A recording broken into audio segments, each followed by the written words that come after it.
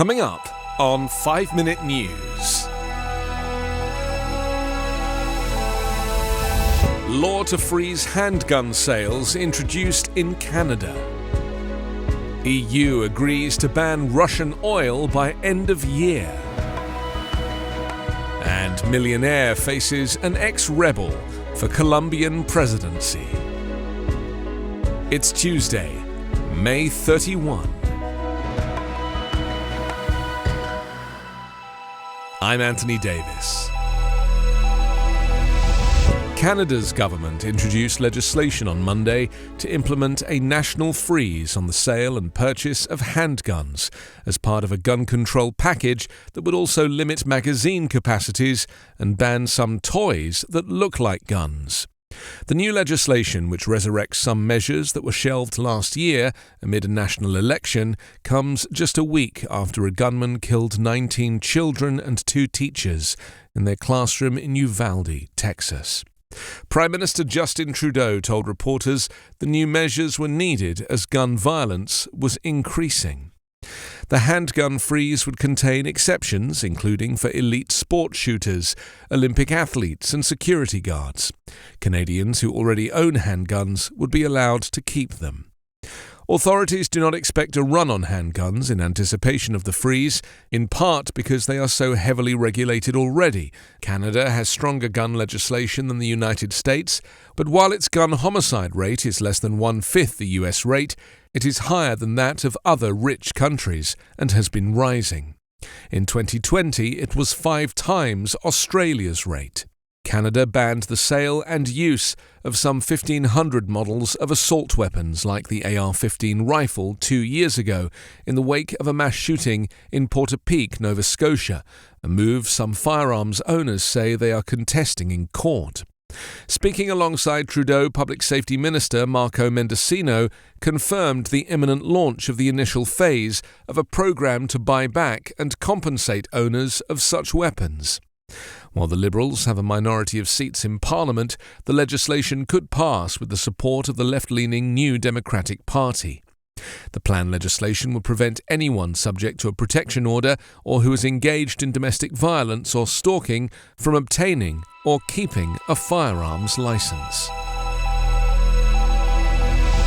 European Union leaders agreed on Monday to embargo most Russian oil imports into the bloc by year-end as part of new sanctions on Moscow, worked out at a summit focused on helping Ukraine with a long-delayed package of new financial support. The embargo covers Russian oil brought in by sea, allowing a temporary exemption for imports delivered by pipeline, a move that was crucial to bring landlocked Hungary on board a decision that requires consensus. EU Council President Charles Michel said the agreement covers more than 2/3 of oil imports from Russia. Ursula von der Leyen, the head of the EU's executive branch, said the punitive move will effectively cut around 90% of oil imports from Russia to the EU by the end of the year. Michel said leaders also agreed to provide Ukraine with a €9 billion tranche of assistance to support the war-torn country's economy. It was unclear whether the money would come in grants or loans. The new package of sanctions will also include an asset freeze and travel ban on individuals, while Russia's biggest bank will be excluded from SWIFT, the major global system for financial transfers, from which the EU previously banned several smaller Russian banks.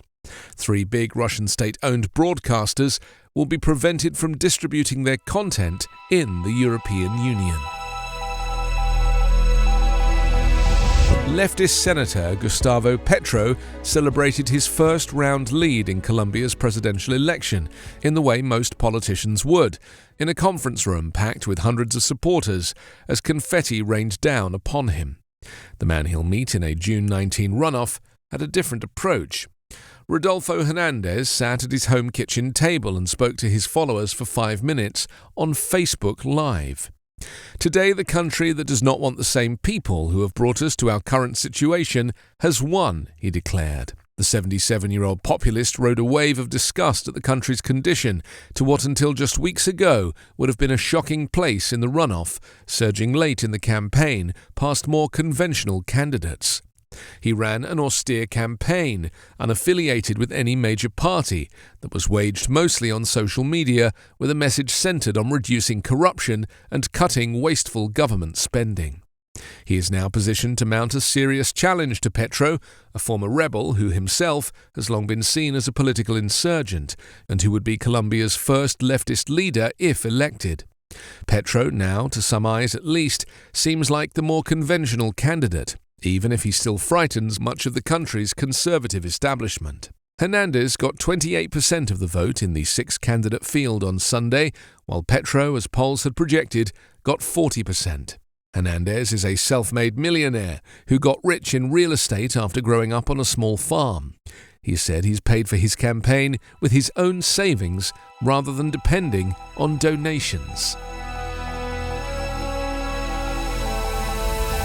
You can subscribe to 5 Minute News on YouTube with your preferred podcast app. Ask your smart speaker or enable 5 Minute News as your Amazon Alexa flash briefing skill. Subscribe, rate and review online at 5minute.news. 5 Minute News is an Evergreen podcast covering politics, inequality, health and climate, delivering independent, unbiased and essential world news daily.